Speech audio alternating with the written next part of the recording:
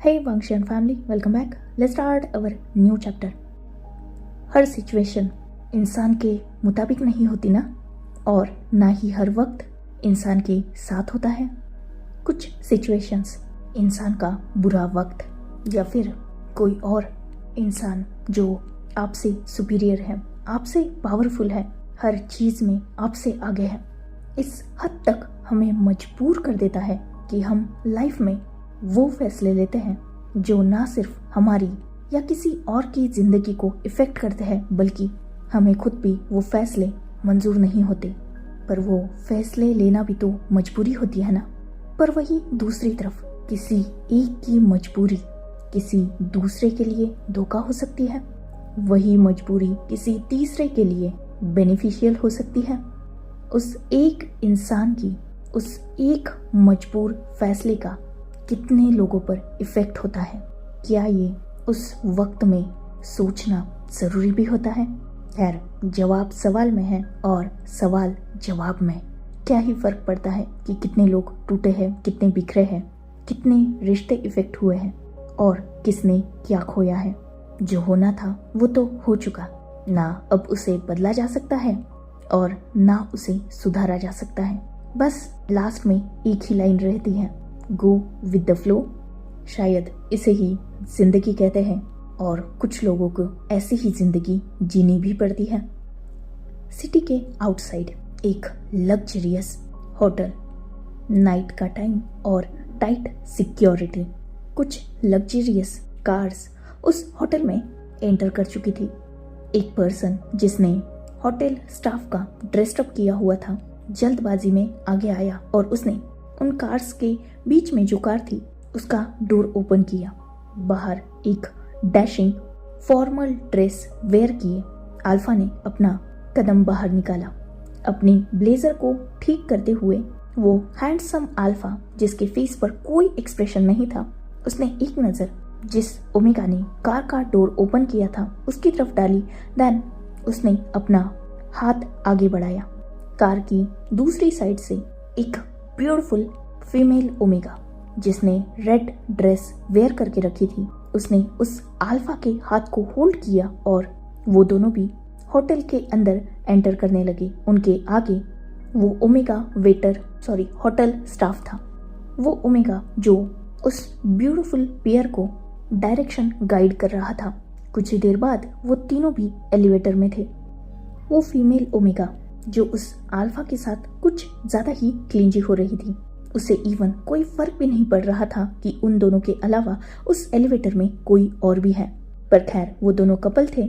Most important, वो दोनों जो कुछ भी कर रहे थे वो उनका प्राइवेट मैटर था, उसमें इंटरफेयर करने का हक और औकात दोनों भी उस मेल ओमेगा में नहीं थी जो उस होटल का स्टाफ था।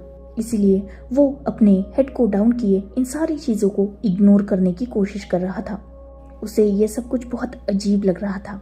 खैर, फाइनली कुछ मिनटों का वो एलिवेटर सफ़र ख़त्म हुआ और वो तीनों भी एक लॉबी में थे।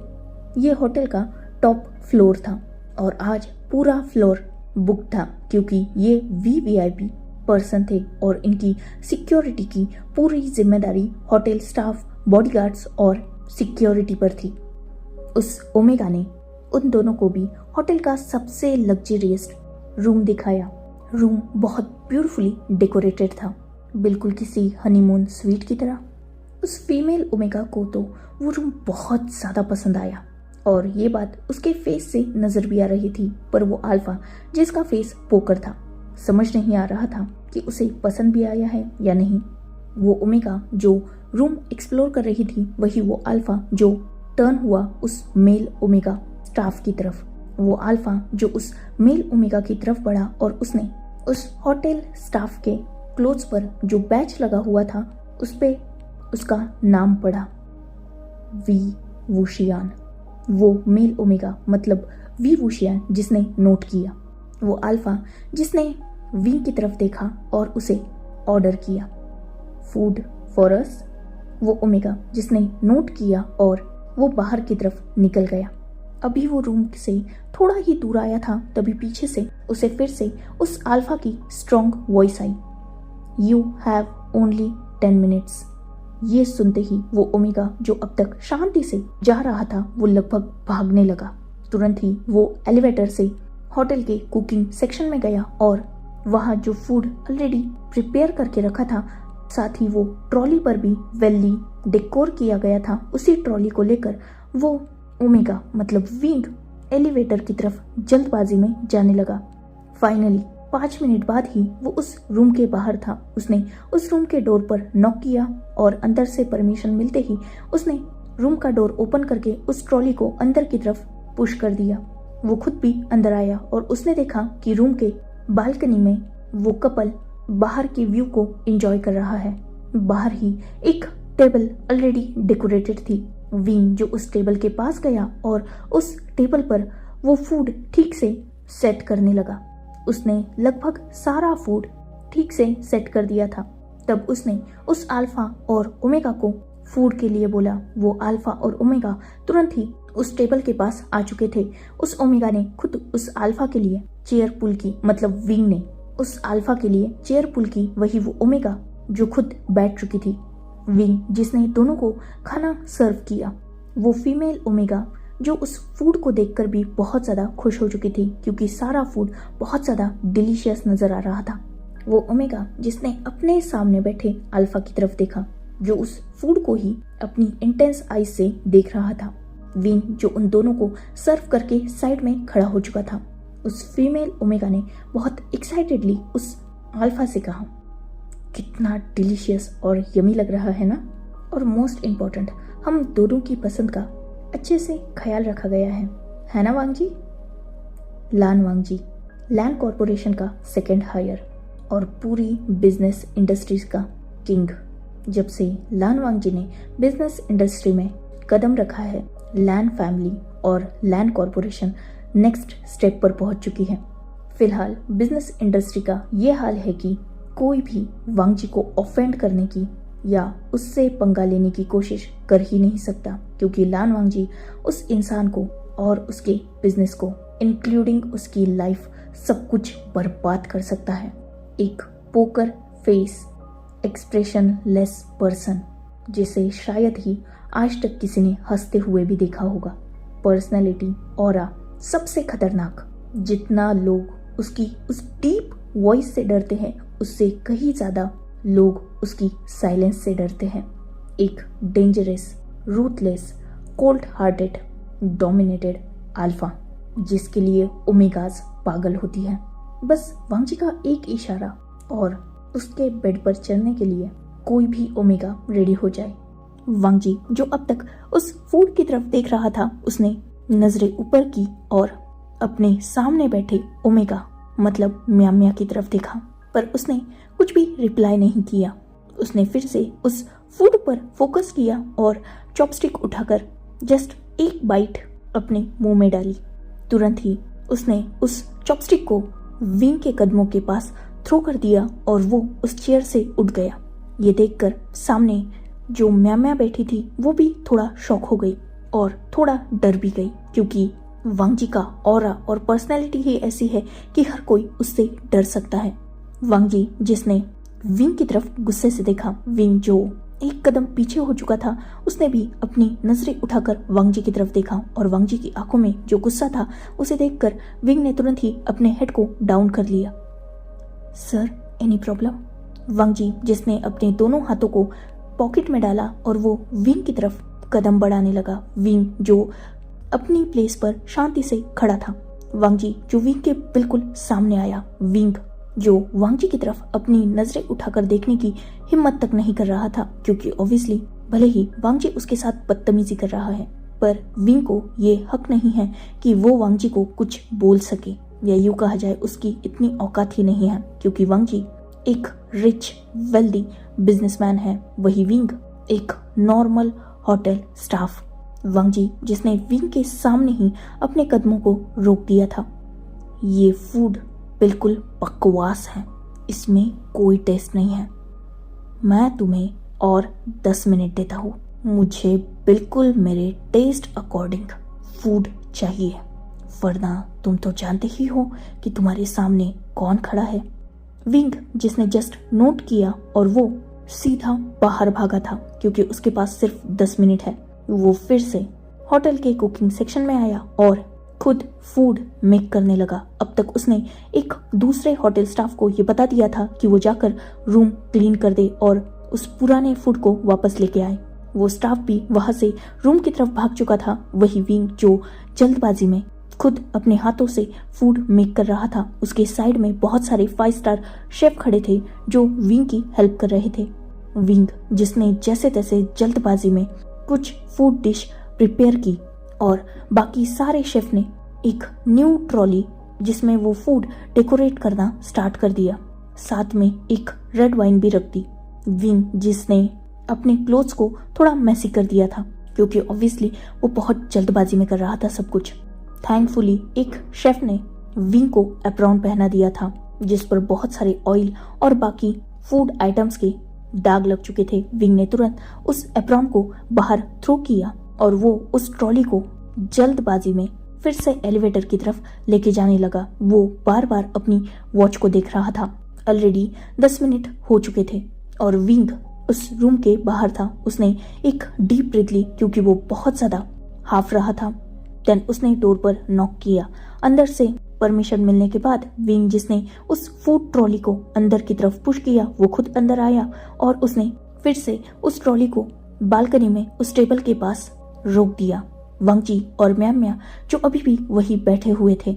वांगजी जिसने एक नजर अपनी रिस्ट वॉच की तरफ डाली, देन विंग की तरफ उसने दूसरी नजर डाली। 30 सेकेंड्स, यू आर लेट।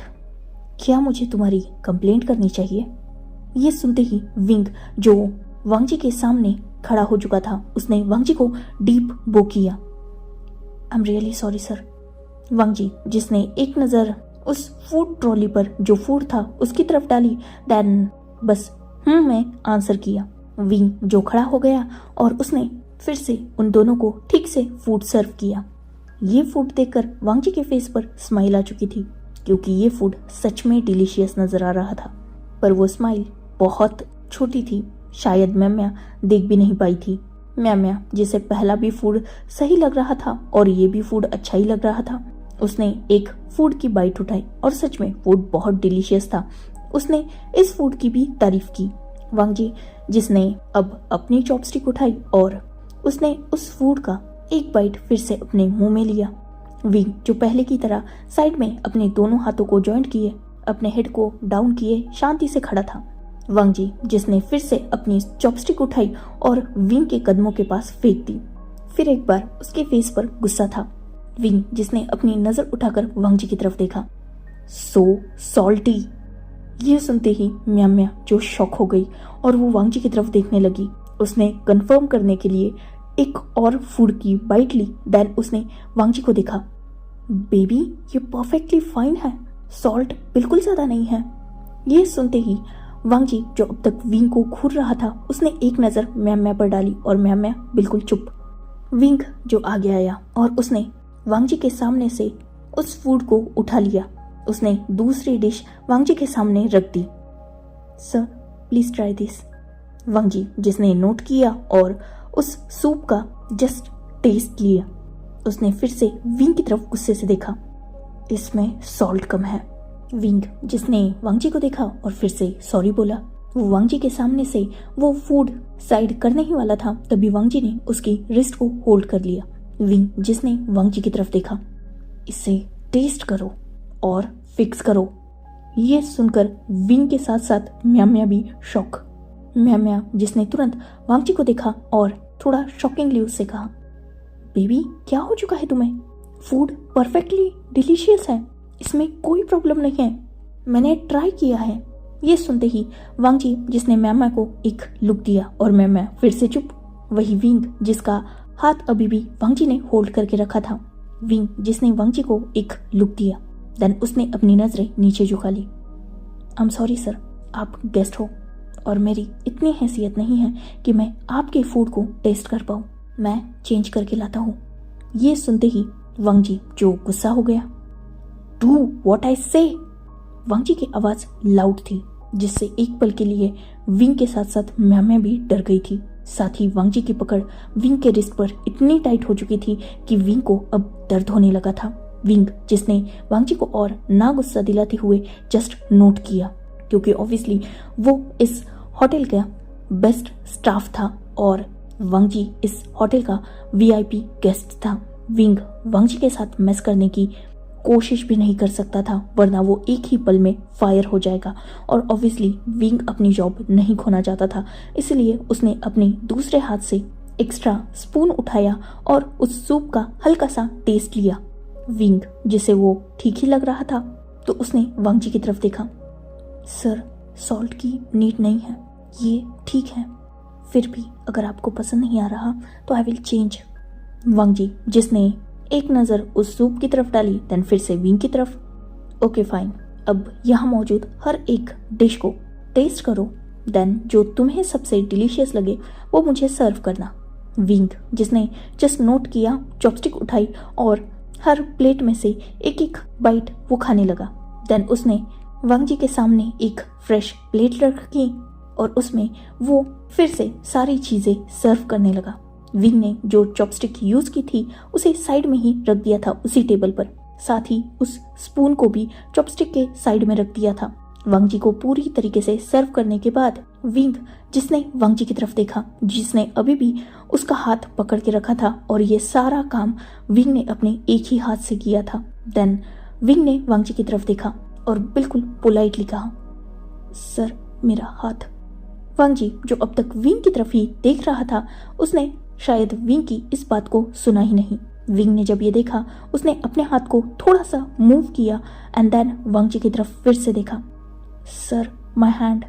वांगजी जो विंग की हाथ की मूवमेंट से ही थोड़ा अपनी होश में आया था, उसने जस्ट नोट किया और विंग का हाथ छोड़ दिया। विंग जिसने अपने हाथ की रिस्ट की तरफ देखा, जिसपे अब तक वांगजी के ग्रिप के बहुत डीप मार्क हो चुके थे। विंग का पूरी हाथ की रिस्ट रेड हो चुकी थी। विंग जिसे पेन हो रहा था पर वो जाहिर तक नहीं कर सकता था, उसने शांति से अपने दूसरे हाथ से उस रिस्ट के मार्क को कवर किया और वो पीछे होकर खड़ा हो गया।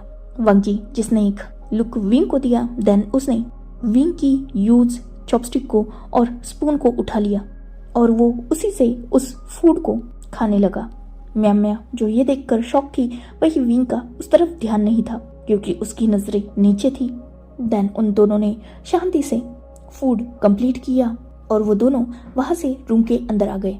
विंग जो वही मौजूद था और उस टेबल को क्लीन कर रहा था, उसका रूम के अंदर कोई ध्यान नहीं था।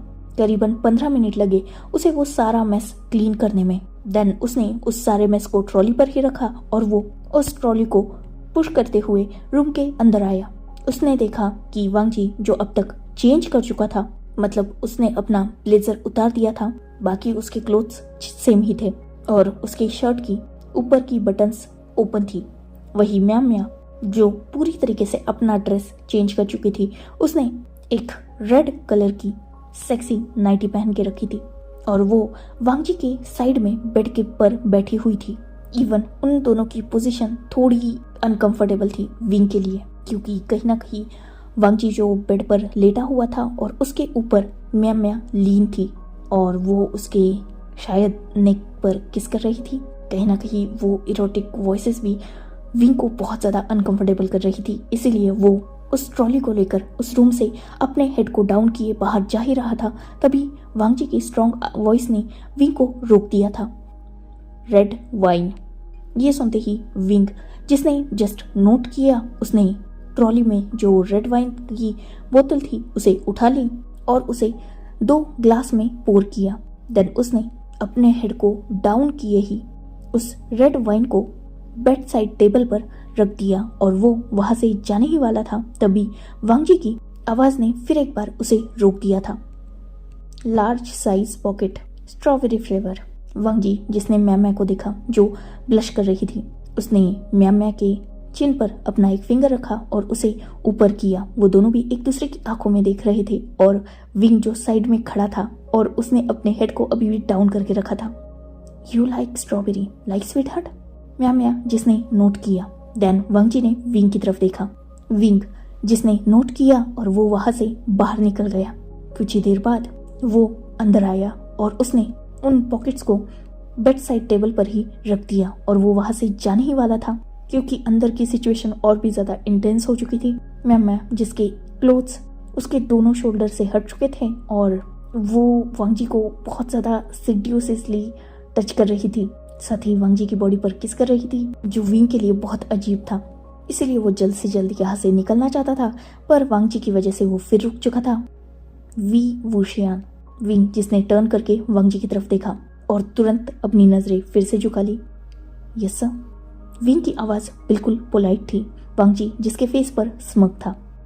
ऐसी सिचुएशन में हम दोनों उठ के वाइन के ग्लासेस के पास जाएंगे, उन्हें उठाएंगे। क्या ये हमारे लिए डिस्टर्बिंग नहीं होगा? विंग जिसने हेड डाउन किए ही नोट किया, वो आगे बढ़ा। उसने दोनों वाइन के ग्लास उठाए और उन दोनों के थोड़ा दूरी पर खड़ा हो गया और वाइन के ग्लास आगे की तरफ किए। वांग जी जिसने विंग के हाथ से वो वाइन का ग्लास ले लिया और कहीं ना कहीं उन दोनों का हाथ टच हो चुका था। विंग जिसने तुरंत अपना हाथ पीछे खींच लिया और दूसरा ग्लास जो म्या के लिए था वो म्या ने पकड़ लिया। विंग जिसने बिल्कुल पोलाइटली पूछा, एनीथिंग एल्स सर? वांग जी जिसने अपनी डीप वॉइस में आंसर किया, नो थैंक्स, पर किसी भी चीज़ की ज़रूरत पड़ सकती है, इसीलिए रूम के बाहर से हटना मत। जब भी मैं आवाज़ दूँ तुम मेरे सामने चाहिए मुझे। विंग जिसने नोट किया और वो रूम के बाहर फाइनली निकल चुका था, उसने एक डीप ब्रीथ ली क्योंकि उसे बहुत अजीब लग रहा था। अंदर रूम से बहुत अजीब और इरोटिक वॉइसेस बाहर आ रही थी, पर विंग वहाँ से जा भी नहीं सकता था। उसे बहुत ज़्यादा अनईजी फील हो रहा था। वहीं से एक होटल स्टाफ जो विंग का एक तरीके से कलीग था, फ्रेंड भी था, वो विंग के पास आया और उसने विंग की तरफ एक ड्रिंक की बोतल बढ़ा दी, सॉफ्ट ड्रिंक की। विंग जिसने रिफ्यूज़ कर दिया क्योंकि ऑब्वियसली वो ऑन ड्यूटी था। ये देखकर उस फ्रेंड ने विंग के शोल्डर पर हल्का सा हिट किया और विंग से कहा, अरे डोंट वरी, मुझे नहीं लगता अब वो तुझे अंदर बुलाएंगे। वैसे भी जैसी आवाज़ें आ रही हैं वो दोनों अपने मस्ती में गुम हो चुके हैं, सो तू रिलैक्स कर। वैसे भी बहुत भाग दौड़ की है तूने, तो ये ले, थोड़ा चिल फील होगा। विंग जिसने नोट किया और ऑब्वियसली आज उसने मॉर्निंग से लगभग कुछ भी नहीं खाया था क्योंकि इसी वीआईपी गेस्ट के लिए बहुत ज़्यादा वर्कलोड आ चुका था उन सब पे, और विंग के लिए स्पेशली अपॉइंट किया गया था क्योंकि विंग इस होटल स्टाफ में सबसे ज़्यादा वेल बिहेव, वेल मैनर्स और वो एम्प्लॉय है जिसकी आज तक किसी ने कंप्लेंट नहीं की। इसीलिए इस गेस्ट को अटेंड करने की ड्यूटी विंग की आ चुकी थी, जो विंग ने ठीक से की भी थी। विंग जिसने वो सॉफ्ट ड्रिंक की बोतल ली, देन वो स्टाफ वहाँ से निकल गया विंग से कुछ देर बातें करने के बाद। वही विंग जो बाहर खड़ा था उसने उस ड्रिंक को फाइनली पी लिया। अभी करीबन 15 ही मिनट हुए थे। विंग जिसका सर थोड़ा घूमने लगा, उसे अजीब लगने लगा। अंदर से आती वो इरोटिक वॉइसेस, शायद उनका इफेक्ट विंग पर हो रहा था। विंग जिसे ब्रीथिंग में थोड़ी प्रॉब्लम हो रही थी, तो उसने अपनी टाई को लूज किया और अपनी शर्ट का एक बटन ओपन किया। विंग जो थोड़ा स्वेटी हो चुका था, उसे बहुत अनईजी फील हो रहा था और अचानक विंग को कुछ फील हुआ। उसने नीचे देखा, वो पूरी तरीके से शॉक हो गया। वो अपनी लास्ट हीट की डेट याद करने की कोशिश कर रहा था, पर उसे वो तक याद नहीं आ रही थी। विंग जो खुद को कर्ज कर रहा था क्योंकि वो अपनी लास्ट हीट की डेट भूल चुका था और शायद अचानक उसकी हीट आ चुकी थी। वही ऑलरेडी उस रूम से आती वो इरोटिक वॉइसेस जिनसे विंग पर और भी ज़्यादा इफेक्ट हो रहा था। विंग जिसने वहाँ रुकना सही नहीं समझा, वो वहाँ से जाने लगा। विंग जिसे पूरी दुनिया घूमती नजर आ रही थी, उसका विजन बिल्कुल ब्लर था और वो वॉल्स के सपोर्ट से ही चल रहा था। हर कदम उसका लड़खड़ा रहा था। वो हद से ज़्यादा स्वेटी और मैसी हो रहा था। विंग जो बस यहाँ से निकलना चाहता था, वो नेक्स्ट रूम के करीब पहुंचा ही था, तभी एक हाथ और विंग रूम के अंदर पहुंच चुका था। दूसरे ही पल विंग उस नेक्स्ट रूम के बेड पर था। किसी ने उसे थ्रो किया था बेड पर। विंग जिसे उस अल्फा का फेस बिल्कुल नजर नहीं आ रहा था क्योंकि रूम में बहुत डिम लाइट थी। उसने खुद को बेड से उठाने की कोशिश की, तब उस अल्फा ने विंग को फिर से बेड पर पुश कर दिया। विंग जो ऑलरेडी बहुत वीक हो चुका था और कुछ भी सोचने समझने की हालत में नहीं था, उसने उस अल्फा की तरफ देखने की कोशिश की, पर उसे क्लियर फेस नजर ही नहीं आ रहा था। विंग की आंखों में लगभग आंसू आ चुके थे, क्योंकि एक तो उसे बॉडी में बेशुमार दर्द फील हो रहा था, वही उसके साथ कोई अल्फा था। ये बात विंग के लिए बहुत टेंशन वाली थी, क्योंकि वो इतनी बड़ी गलती नहीं कर सकता। उसने अपनी फिर एक बार फुल फोर्स का यूज किया और उस अल्फा को दूर पुश कर दिया और वो खड़ा होने की नाकाम कोशिश करने लगा। पर उसने बहुत जल्द फील किया कि उसके लेग्स बिल्कुल वीक हो चुके हैं, जिस वजह से वो उठ नहीं पा रहा। वही वो अल्फा जो विंग को फिर एक बार बेड पर पुश करके उसके ऊपर था। विंग अपने ऊपर किसी को फील तो कर सकता था, पर वो देख कुछ भी नहीं पा रहा था। प्लीज लीव मी, प्लीज किसी ओमेगा स्टाफ को बुला दो। विंग, जिसकी आवाज ब्रेकिंग थी और बहुत लो थी, जैसे एक एक वर्ड वो बहुत मुश्किल से ही बोल पा रहा हो, पर वो अल्फा जिसके इरादे शायद कुछ और थे, जो विंग भी अपनी बॉडी पर उस अल्फा का जो टच हो रहा था उससे पहचान चुका था। इसीलिए उसने उस अल्फा के हाथ को बहुत मुश्किल से अपने फेस पर से हटा दिया, क्योंकि वो अल्फा विंग के फेस को टच कर रहा था। खासकर अपने सॉफ्ट हाथों से वो विंग के लिप्स पर करेज कर रहा था। विंग ने उस अल्फा के हाथ को हटाने के बाद खुद को वन साइड टर्न किया, पर अभी भी वो उस अल्फा के नीचे ही था। उसकी हाफ बॉडी बेड के ऊपर थी तो बाकी बेड के नीचे। वही वो अल्फा जिसने विंग के दोनों साइड पे हाथ रखा हुआ था और दोनों नीज के बीच में विंग की उसकी पूरी बॉडी थी, और वो अपने डीप और इंटेंस आईज से विंग को देख रहा था। विंग जो वन साइड टर्न हो चुका था, उसने फिर से अपनी क्रैकिंग और हेजिटेटिंग वॉइस में बिना उस अल्फा को देखे उससे लगभग रिक्वेस्ट की, प्लीज लीव मी।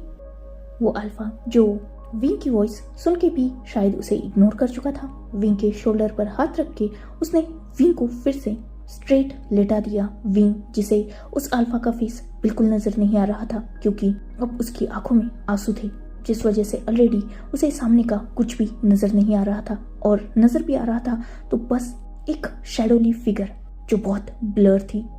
वो अल्फा जो विंग के ऊपर था, उसने एक पल विंग की तरफ देखा, जिसका फेस वो क्लियरली देख सकता था, क्योंकि वो अपने होश में था और अपने सामने इतने क्यूट ओमेगा को देख रहा था विंडो से आती उस मून लाइट में।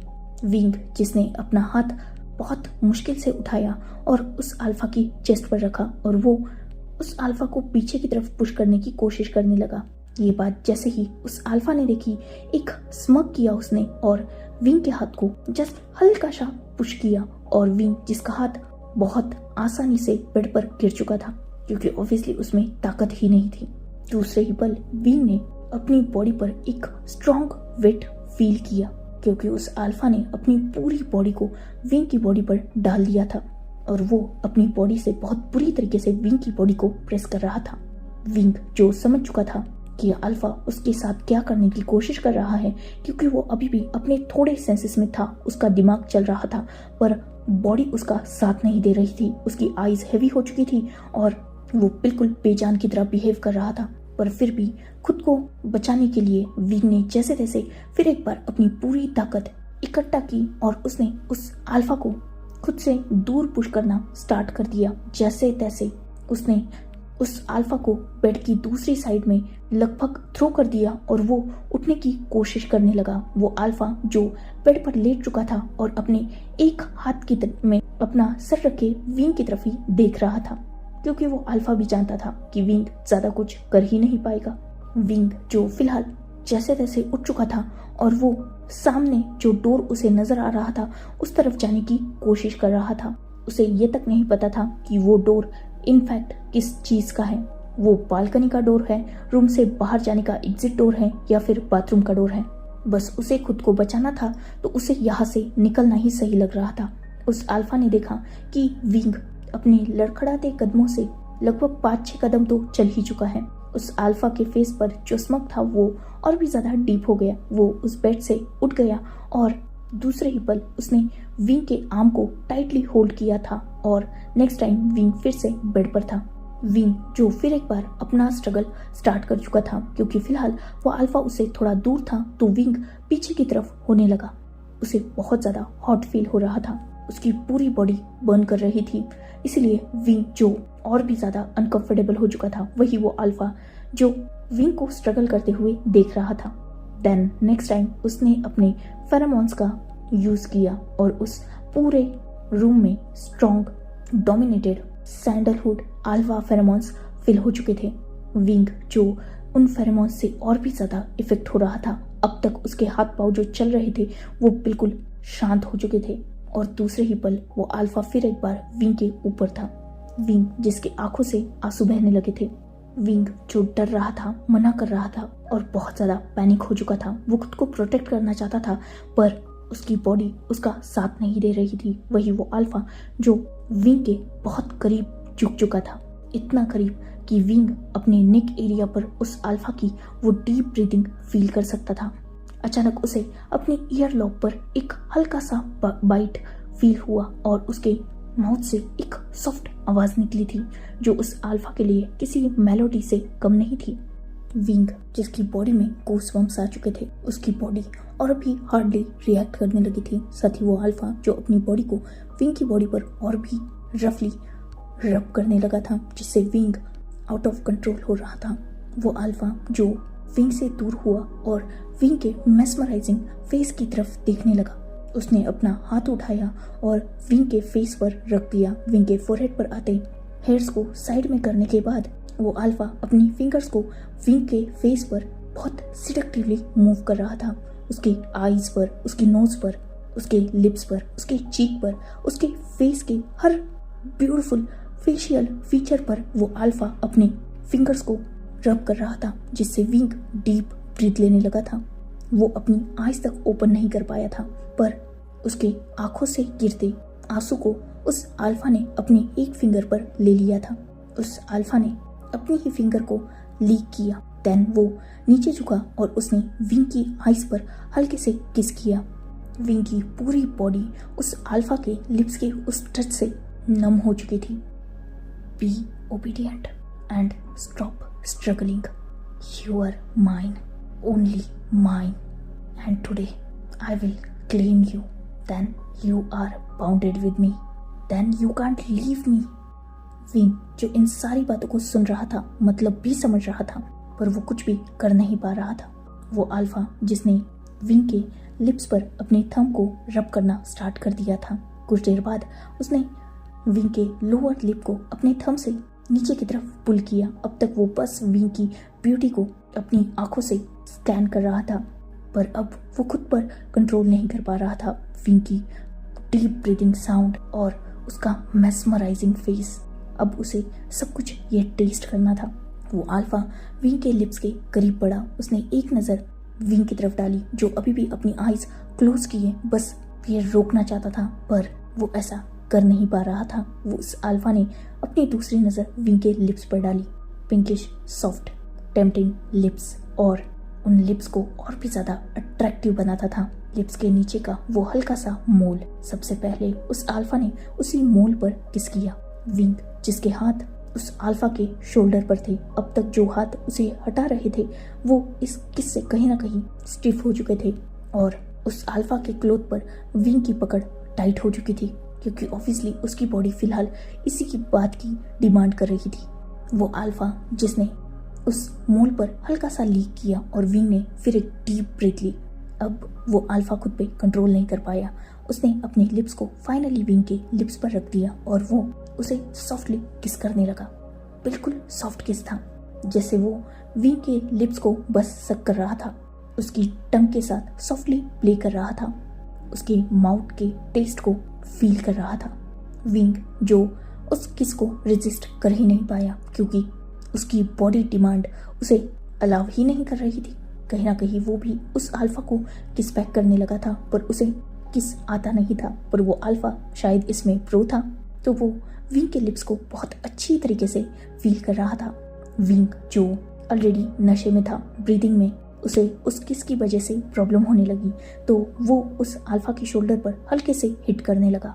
उस अल्फा ने इसे फील किया और वो विंग से दूर हुआ।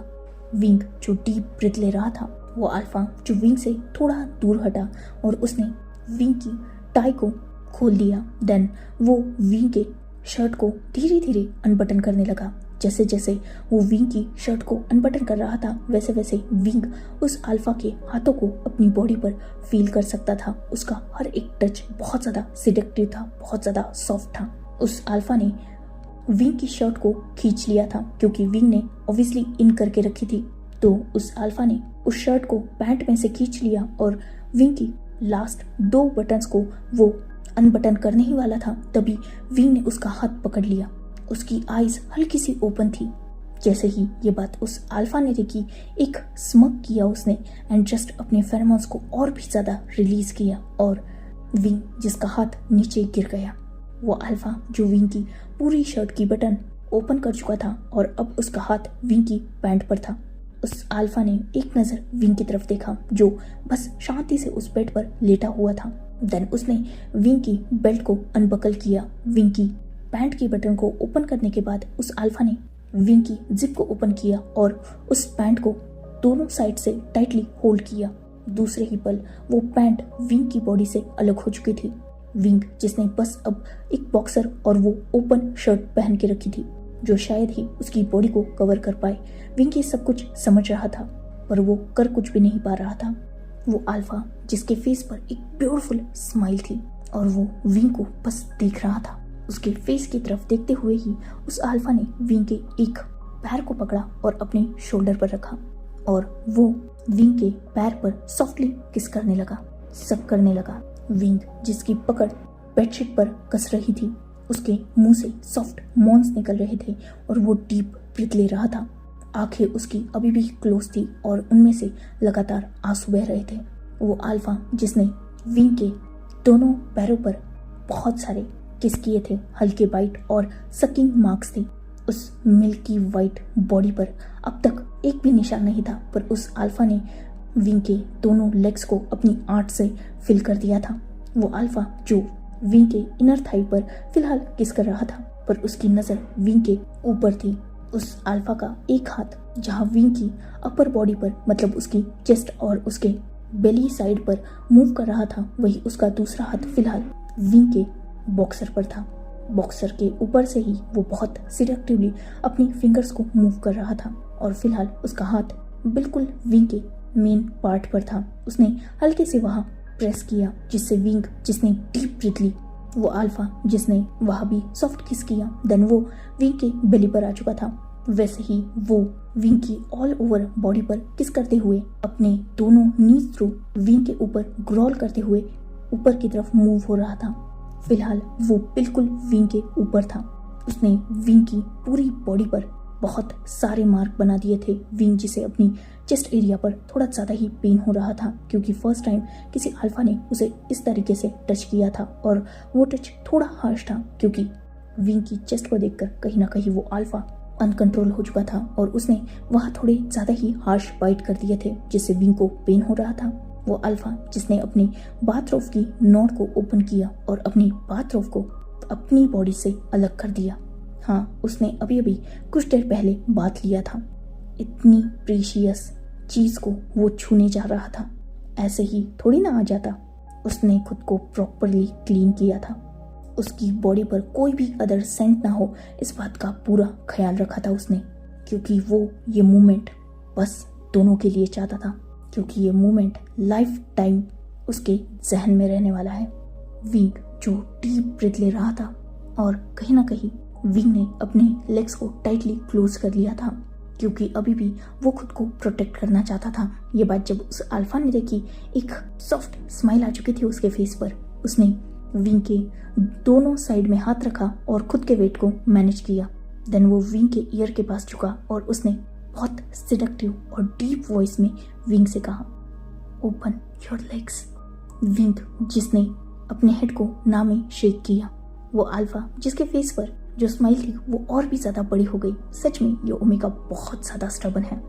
उस अल्फा ने विंग के फेस पर अपना हाथ रखा और अपने थंब से विंग की फिंगर्स को सॉफ्टली करेज करते हुए विंग से फिर से डीप वॉइस में कहा, be good and open your legs, I need to use it. Wing जिसने अपनी हेवी वॉइस में आंसर किया, get away, let me go, You bastard, leave me. वो अल्फा जिसे ये सब कुछ पसंद आ रहा था, उसने फिर एक बार अपने फेरोमोन्स का यूज किया और विंग जिसकी बॉडी लूज हो चुकी थी, देन उस रूम से बस soft moan, heavy groan, skin slapping की वो इरोटिक वॉइसेस फिल हो चुकी थी जो बाहर तक भी आ रही थी। नेक्स्ट डे मॉर्निंग, विंग जो धीरे धीरे अपनी आईज ओपन कर रहा था और जैसे ही वो अपनी आईज ओपन कर रहा था उसे बहुत हैवी फील हो रहा था, पूरी बॉडी में दर्द हो रहा था। विंग जिसने तुरंत ही फील किया था कि उसे किसी ने जकड़ के रखा हुआ है, 2 स्ट्रॉन्ग आर्म्स जिसमें वो कैद है। विंग जिसने धीरे धीरे अपने हेड को ऊपर किया, जैसे ही उसने उस अल्फा का फेस देखा था वो पूरी तरीके से शॉक हो चुका था। उस अल्फा को देखकर कुछ देर तक विंग मूव करना तक भूल चुका था, पर बहुत जल्द वो अपने होश में आ चुका था और उसने उस अल्फा के हाथों को अपने आप से हटाने की कोशिश की। वो अल्फा जिसने विंग के बॉडी पर और भी ज्यादा ग्रिप टाइट कर ली थी और उसके फेस पर सॉफ्ट स्माइल आ चुकी थी। विंग जो समझ चुका था कि वो अल्फा उठ चुका है, उसने अपनी फुल फोर्स से उस अल्फा के हाथों से खुद को रिलीज किया और वो उस अल्फा की बॉडी की तरफ देख रहा था जिस पर बाइट मार्क्स थे। वो अल्फा जिसने अपनी आईज ओपन की थी और वो लिटरली स्माइल कर रहा था। उसका एक हाथ अपने हेड के नीचे था और दूसरा हाथ जिस पर अब तक विंग लेटा हुआ था। वो अल्फा जो ऊपर से फुल्ली न्यूड था और उनकी हाफ बॉडी पर ब्लैंकेट था। विंग जिसने उस अल्फा की तरफ देखने के बाद खुद की तरफ देखा और वो समझ चुका था कि उन दोनों में क्या हुआ है, क्योंकि पूरे रूम में उन दोनों के क्लोथ्स फैले हुए थे और विंग की बॉडी में जो पेन था और साथ ही जो मार्क्स विंग को अपनी बॉडी पर और उस अल्फा की बॉडी पर नजर आ रहे थे वो क्लियरली इंडिकेट कर रहे थे कि ऑलरेडी उन दोनों में बहुत कुछ हो चुका है। विंग जिसने उस अल्फा की तरफ गुस्से से देखा, finally Lan Wangji, you did it. Wangji जिसके फेस पर ब्यूटीफुल स्माइल थी, उसने विंग के अराउंड अपने हाथ को रैप किया और उसे अपनी तरफ खींच लिया। विंग जो सीधा वांगजी के चेस्ट पर बम्प हुआ था और उसने अपने हेड को उठाकर वांगजी की तरफ देखा। वांगजी जिसने उसी हाथ से विंग के फोरहेड पर आए हेयर्स को साइड किया और एक सॉफ्ट स्माइल के साथ आंसर किया, yes I did it, finally you are mine. I hope कि मेरी रात की सर्विस तुम्हें पसंद आई हो। विंग जिसे लिटरली गुस्सा आ रहा था पर वो कर कुछ नहीं सकता था क्योंकि ऑलरेडी वो सब कुछ गवा चुका था। उसने बस वांगजी को एक लुक दिया, देन वो उठने के लिए स्ट्रगल करने लगा। वांगजी जिसने बहुत आसानी से विंग को छोड़ दिया था। विंग जो ऑलरेडी फुल्ली न्यूड था, उसने उसी ब्लैंकेट को अपने इर्द गिर्द लपेटना स्टार्ट किया। वांगजी ने विंग से कुछ भी नहीं कहा, वो बस विंग की हरकतें देख रहा था। विंग जिसने अपनी शर्ट उठाई और वो उसे पहनने लगा। वही वांगजी जो शांति से विंग को देख रहा था, जो फिलहाल उसकी तरफ बैक करके खड़ा था। विंग जिसे अपनी बॉडी में हैवी पेन हो रहा था, इवन वो ठीक से खड़ा तक नहीं हो पा रहा था, उसे अपनी लेग्स शिवर फील हो रहे थे। वही वांगजी जिसने जब देखा कि विंग ने शर्ट पहन ली है और वो खुद की पैंट ढूंढ रहा है, तब वांगजी ने बेड पर उठकर बैठते हुए विंग से कहा, ओमेगा जरा मेरे भी क्लोथ्स पास करना, तुमने तो मेरे ऊपर से ब्लैंकेट भी खींच ली है, वैसे अगर तुम चाहो तो ये व्यू एंजॉय कर सकते हो। इतना बोलकर वांगजी ने खुद की तरफ देखा जिसकी बॉडी पर भी विंग के अच्छे खासे मार्क्स थे। उसने उन्हीं मार्क्स पर हल्के से रब करते हुए विंग से सिडक्टिवली कहा, देखो ना कितने खूबसूरत लग रहे हैं, इन मार्क्स ने तो मेरी बॉडी को और भी ज्यादा प्रीशियस बना दिया है। विंग ने जब ये सुना उसने मुड़कर वांगजी को एक लुक दिया जिसके फेस पर बहुत कामिंग पर नॉटी स्माइल थी और अभी भी उसकी नजर उन मार्क्स पर थी, मतलब खुद की बॉडी पर। विंग जिसने नीचे से बाथरूम उठाया और उसे बहुत गुस्से से वांगजी के ऊपर थ्रो कर दिया, जिससे वांगजी थोड़ा हड़बड़ा चुका था, पर उसने उस बाथरूम को लिया और वो उसे पहनने लगा। विंग जिसने जैसे तैसे बहुत मुश्किल से अपने क्लोथ्स को वेयर कर दिया था और उस ब्लैंकेट को साइड में थ्रो कर दिया था। वांगजी जिसने अपना बाथरूम पहना और विंग की तरफ देखा जो खुद को मैनेजेबल बनाने की कोशिश कर रहा था, क्योंकि ऑब्वियसली उसे बाहर जाना था और बाहर वो अपनी ये कंडीशन किसी को दिखा नहीं सकता। वांगजी जो विंग की हड़बड़ी देख सकता था, उसने फिर से अपनी नॉटी वॉइस में कहा, माय ब्यूटीफुल ओमेगा, तुम्हें नहीं लगता रात को जो कुछ भी हुआ है हम दोनों में, उसकी रिस्पॉन्सिबिलिटी तुम्हें लेनी चाहिए? विंग, जिसने ये बात क्लियरली सुनी थी पर अब तक उसने खुद को ठीक कर लिया था विदाउट आंसर दिए, विंग जो आगे बढ़ चुका था, तभी उसे वांग जी की हैवी वॉइस आई। इस बार उस वॉइस में कोई नॉटीनेस नहीं थी, एक सीरियस और डीप वॉइस थी।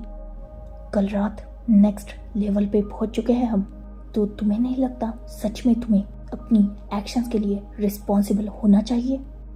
ये सुनते ही विंग जो गुस्सा हो चुका था वो टर्न हुआ और उसने गुस्से से वांग जी की तरफ देखा। मैं ओमेगा हूँ, जो कुछ भी हुआ उसके बाद प्रेगनेंसी का डर मुझ में है और मैं तुम्हारी रिस्पॉन्सिबिलिटी लूँ। ये सुनते ही वांग जी, जिसने विंग की तरफ एक कदम बढ़ाया, उसके फेस पर नॉटी रिएक्शंस थे। क्यों माय ओमेगा, तुम्हें क्या लगता है अल्फाज की डिग्निटी नहीं होती, उनकी इज्जत नहीं होती? तुमने कल लान वांग जी का प्रीशियस फर्स्ट टाइम लिया है, उसके लिए तुम्हें रिस्पॉन्सिबल तो होना ही होगा। देखो ना, जिसके बेड तक पहुंचने के लिए न जाने कितने अल्फा ओमेगाज प्लानिंग प्लॉटिंग करते हैं, उसके बेड तक तुम कितनी आसानी से आ गए। या यूँ कहा जाए, वो इंसान तुम्हारे बेड तक कितनी आसानी से पहुंच गया।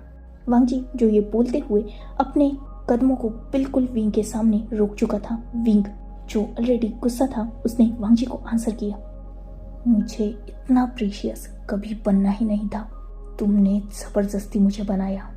कल रात मुझे ड्रग करके, मेरी हीट को ट्रिगर करके मुझे इस रूम तक लाया। अपने फेरोमोन्स अल्फा वॉइस थ्रू हर पल मुझे कंट्रोल किया और मेरी बॉडी के साथ अपनी मनमर्जी की। And now you act innocent. ये सुनते ही वांग जी, जिसका फेस लगभग ग्लो करने लगा था, उसकी आईज शाइनी हो चुकी थी, उसने विंग के फेस की तरफ हाथ बढ़ाया ही था पर विंग एक कदम दूर हो गया। वांग जी, जिसने उस हाथ को अपने ही हेयर्स में डाला और उसने हल्के से अपने हेयर्स को रफल किया। So intelligent, I am impressed. तो फाइनली तुम जान चुके हो कि रात को तुम्हारे साथ क्या हुआ। विंग ने आई रोल की। I hope now your ego is fully satisfied. जो तुम चाहते थे उसे तुमने अपनी तरीके से हासिल कर ही लिया। ऑल नाइट मेरी बॉडी को कंट्रोल करके मेरे मुंह से जो चाहे वो बुलवा के। आई होप कि अब लान वांग जी का ईगो सेटिस्फाई हो ही चुका होगा। तो प्लीज अब मुझे जाने दो एंड फ्यूचर में मेरे सामने कभी मत आना। विंग जो अपनी बात कंप्लीट करके वहां से जाने के लिए मुड़ ही चुका था, तभी उसे अपने आर्म पर एक टाइट ग्रिप फील हुई और दूसरे ही पल वो टर्न होके वांग जी की तरफ देख रहा था, जिसकी आंखों में गुस्सा था। वांग जी, जिसने अपने दूसरे हाथ से विंग के चिन को टाइटली होल्ड कर लिया और उसके दोनों चीक को वो टाइटली प्रेस कर रहा था। विंग जिसका पूरा जबड़ा बुरी तरीके से एक ही मिनट में दर्द करने लगा था। What do you mean Wei Wuxian? विंग जिसकी आर्म में और जॉ लाइन पे दर्द हो रहा था, फिर भी उसने वांग जी को स्ट्रांगली आंसर किया, सेम गुस्से से उसकी तरफ देखते हुए। मेरे साथ सोना चाहते थे ना तुम, तो वो हो गया। वांग जी जिसे ये सुनकर गुस्सा आ चुका था। विंग जिसे अब हद से ज्यादा दर्द हो रहा था, उसने अपनी फुल स्ट्रेंथ का यूज किया और वांग जी को अपने आप से दूर पुश किया, जिससे वांग जी जो थोड़ा लड़खड़ा चुका था पर उसने खुद को संभाल लिया था, वो विंग से दूर हो चुका था। विंग जिसने लगभग शाउट करते हुए कहा, मिल गया सेटिस्फेक्शन मुझे अपने नीचे देखकर। जो तुम चाहते थे वो हासिल कर लिया ना, तो अब दफा हो जाओ मेरी जिंदगी से। वांग जी जो आगे बढ़ा और उसने सीधा विंग की कॉलर को होल्ड किया था। विंग को अपने बहुत करीब खींच के वांग जी ने शाउट करते हुए कहा, तो तुम्हारा मतलब है जो कुछ भी हम दोनों में कल रात हुआ वो फोर्स था? विंग जिसने गुस्से से आंसर किया, वो फोर्स नहीं रेप था। जैसे ही ये वर्ड वांग जी ने सुना था, उसके पैरों से तो जमीन निकल चुकी थी, उसकी पकड़ विंग के कॉलर पर लूज हो चुकी थी। इवन वो लड़खड़ा कर एक कदम दूर हो चुका था और विंग की तरफ वो अपने हर्टफुल इमोशन से देख रहा था। विंग जिसके फेस पर एक ब्रोकन स्माइल आ गई। ओह, तो जो किया उसका पछतावा नहीं है, पर उसे रेप कहना गलत लगा तुम्हें? मुझे ड्रग करके कमजोर किया, देन मुझे फोर्स किया। इसे नॉर्मल लैंग्वेज में रेप ही कहते हैं। लान वांगजी जिसके फेस पर एक ब्रोकन स्माइल आ चुकी थी, बिना सोचे समझे वो आगे बढ़ा और उसने विंग को स्ट्रांगली स्लैप कर दिया था, जिससे विंग नीचे जमीन पर गिर चुका था। वांगजी जो तुरंत विंग के सामने अपने एक नी पर बैठ गया और उसने विंग की कॉलर को होल्ड करके उसे अपनी लेवल में फ्लोर पर ही मैनेज कर लिया था। अगर कल मैंने जो तुम्हारे साथ किया उसे रेप कहते हैं ना, तो 2 साल पहले तुमने जो मेरे साथ किया उसे धोखा कहते हैं। तो एक धोखेबाज के साथ मैंने रेप किया। परफेक्ट कॉम्बिनेशन है ना, ट्रेंड करेगी हमारी जोड़ी। विंग जिसे ऑब्वियसली गुस्सा आ रहा था, पर वो फिलहाल वांगजी को आंसर नहीं कर सकता था, क्योंकि कहीं ना कहीं वांगजी की बात सही थी। So enough for today. Let's take a break. Next chapter in next video. If you like my explanation, like, comment and subscribe my channel. Hopefully you all are enjoying this fan fiction. Goodbye. Take care. Enjoy your beautiful life.